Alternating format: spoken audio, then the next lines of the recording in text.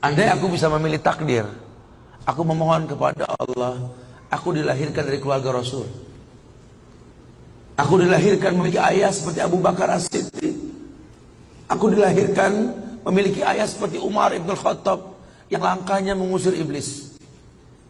Andai aku bisa memilih, aku pengen jadi anaknya Utsman bin Affan yang hartanya sampai detik ini memiliki rekening di Madinah.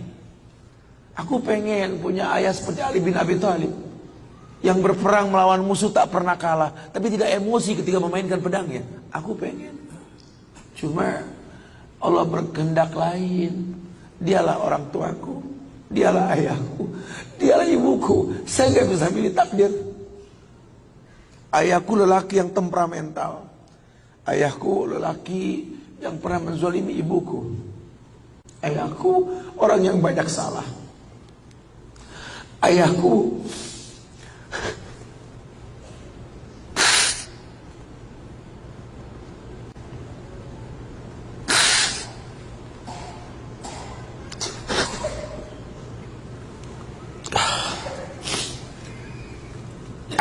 orang yang punya masa lalu.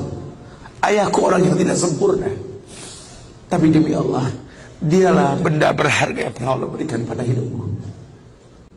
Hidup ini kata Allah, manusia cuma punya mau, Allah yang berkehendak. Ajarkan seperti itu. Ayah cuma bisa membeli sebidang tanah, nak. Tanyalah kenapa ayah beli di sini, nak. Tanya, nak. Kenapa ayah? Ayah pikir di sini butuh sebuah tempat untuk mendidik agama, nak. Maka mungkin umur ayah nggak seberapa lagi, tapi ingat tujuan ayah beli tanah ini, nak. Bangun di tempat ini, kemuliaan, nak. Bangun. Jelaskan. Baru setengah pondasi ayah membangun masjid, nak. Cuma itu kemampuan ayah. Kau harus lebih mampu daripada ayah, nak. Ajarkan. Ayah sudah terlalu tua, nak, tidak bisa membimbing kalian ke surga. Kematian di ambang pintu kehidupan ayah, nak. Demi Allah, nak, ambillah tongkat estafet kehidupan keluarga ini, nak. Bawa kami ke surga dengan doamu, nak. Karena Rasul pernah dibentangkan alam barzah.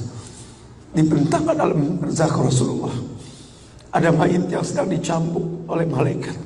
Dicambuk mayit oleh malaikat. Berhenti cambuk malaikat. Bertanya si mayit kepada malaikat, lima takifu min darbik. Kenapa kau hentikan cambukanmu wahai malaikat? Kata si mayit, aku orang yang layak untuk dicambuk. Apa kata malaikat? Kaifa adribuk wa waladuk istaghfaralak. Bagaimana aku bisa mencambukmu wahai mayit, sementara anakmu di dunia selalu beristighfar untukmu. Ayahmu tidak maksum, nak. Tapi prinsip ayahmu tidak akan pernah berbuat syirik dalam hidup ini, nak. Doa mula yang bisa masuk ke lubang kubur ayah, nak. Masya Allah. Jelaskan sama anak-anak kita supaya mulutnya basah. Selalu berkata, Rabbighfirli wali walidayya warhamhuma kama rabbayani saghirah. Biarlah mulutnya rotban min zikrillah, mulutnya basah selalu mengingat Allah, memohonkan ampun untuk kedua orang tuanya.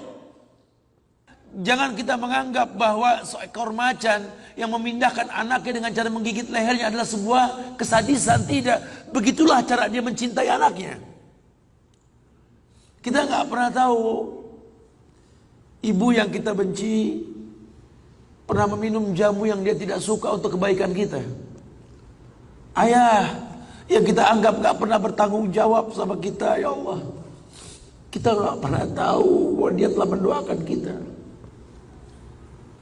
Manalah kau tahu ayahmu sedang beriktikaf di sebuah tempat ketika Ramadan. Dia minta yang terbaik buat anaknya, Rabbi habli minas salihin. Saat itu kita belum tahu, kita cuma seonggok bayi merah yang bisa menangis saja. Apa kamu sadar ayahmu lelah merantau mencari rezeki, meninggalkan keluarganya? Nanti kalau kau jadi orang tua baru kau paham sedihnya meninggalkan keluarga. Tidak melihat perubahan fisikmu mulai tumbuh, nak. Ayahmu gak menyaksikan masa kanak-kanakmu karena kewajiban mencari rezeki. Demi Allah. Nanti kau akan rasakan. Ketika kau rasakan itu, kau akan menyesal. tangismu, air matamu di atas pusara ayahmu. Ambil tangannya, cium, rasakan dong kulit orang tua kita, supaya kita tahu bahwa kita punya mereka. Harapan masih jelas. Tidak ada yang sulit di atas muka bumi ini kalau ridho orang tua kita miliki. Orang tua yang betul-betul ingin menjadi pemenang, ayah yang betul-betul sukses, dia akan cetak anaknya untuk menjadi anak yang sadar bahwa orang tuanya makin hari makin lemah, bukan makin kuat. Sehingga prinsip hidup dalam hidupnya, tidak mungkin pulang kampung menemui mereka sebelum sukses, dia buang jauh-jauh. Orang tuamu tidak butuh kamu sukses. Orang tuamu tidak butuh kamu jadi orang hebat. Sehebat apapun kamu dengan kesuksesanmu, dengan namamu yang besar di mata manusia, usiamu yang tua di mata keluargamu, demi Allah, kau bocah kecil di hadapannya. Tidurlah di pahanya. Mintalah dibalur dengan doa seperti kita masih kecil dulu. Tangan mereka gemetar menanti kita untuk mengusap kepala kita.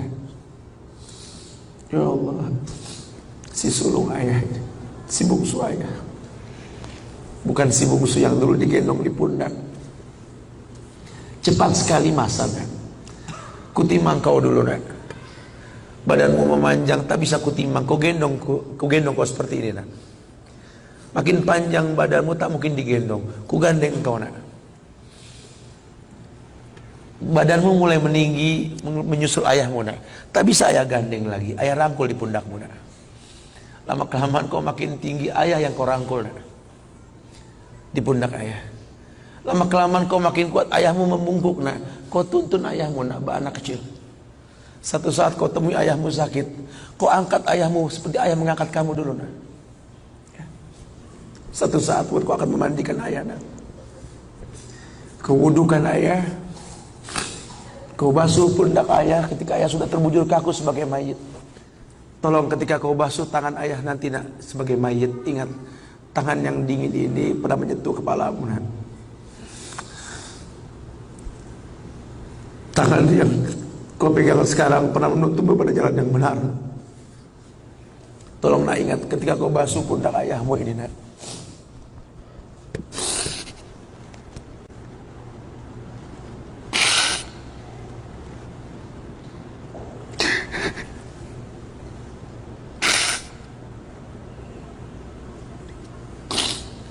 Kau pernah ada di pundak ayahmu, nak. Dagumu di pundak ayahmu, nak.